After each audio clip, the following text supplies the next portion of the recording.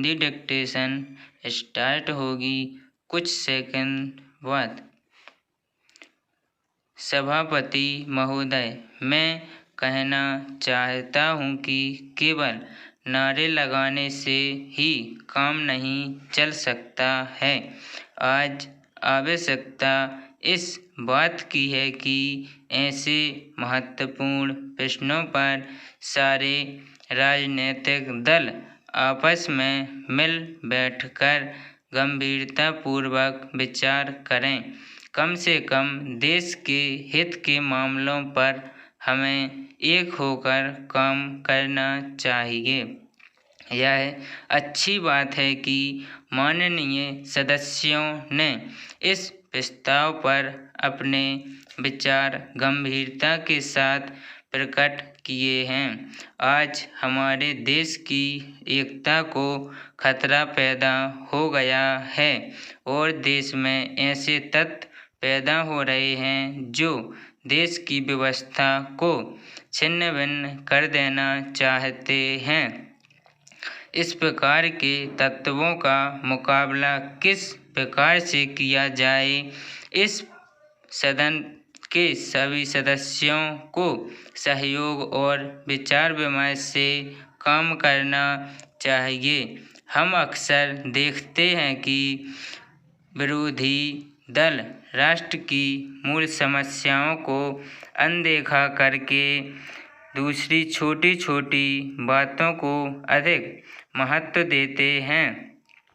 हमें विचार करना चाहिए कि वे क्या कारण हैं जिनकी वजह से हमारे देश में क्षेत्रीय प्रश्नों को लेकर और भाषा के प्रश्नों को लेकर हमारे नागरिक आपस में एक दूसरे के विरुद्ध लड़ रहे हैं।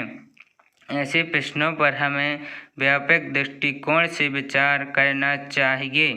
हमें ऐसी बात बिल्कुल नहीं कहनी चाहिए जिससे देश की एकता को खतरा पैदा हो।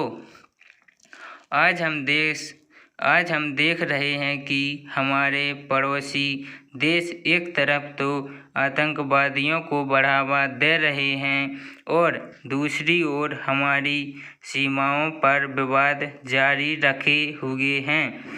आज हम इस बात को महसूस करते हैं कि क्षेत्रीय भाषाओं और क्षेत्रीय नारों को देने वाले दलों का गठन हो रहा है।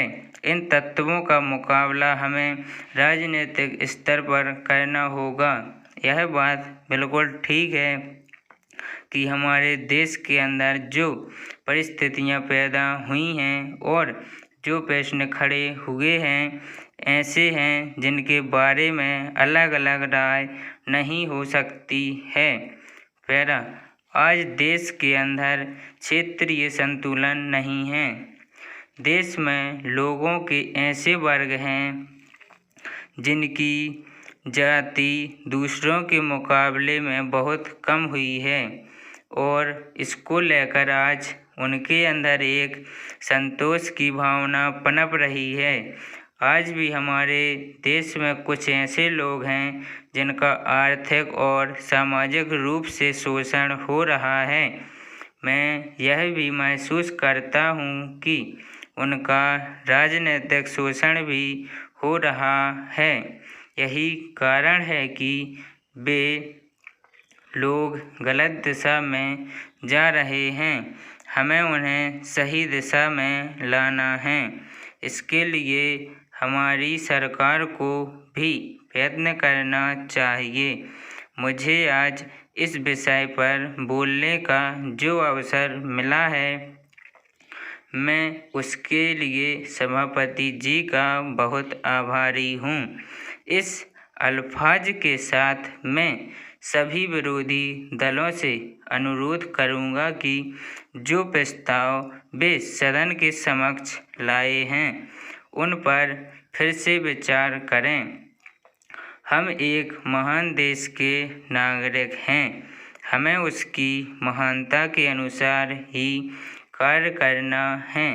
तभी हम अपने देश की प्रगति सुनिश्चित कर सकते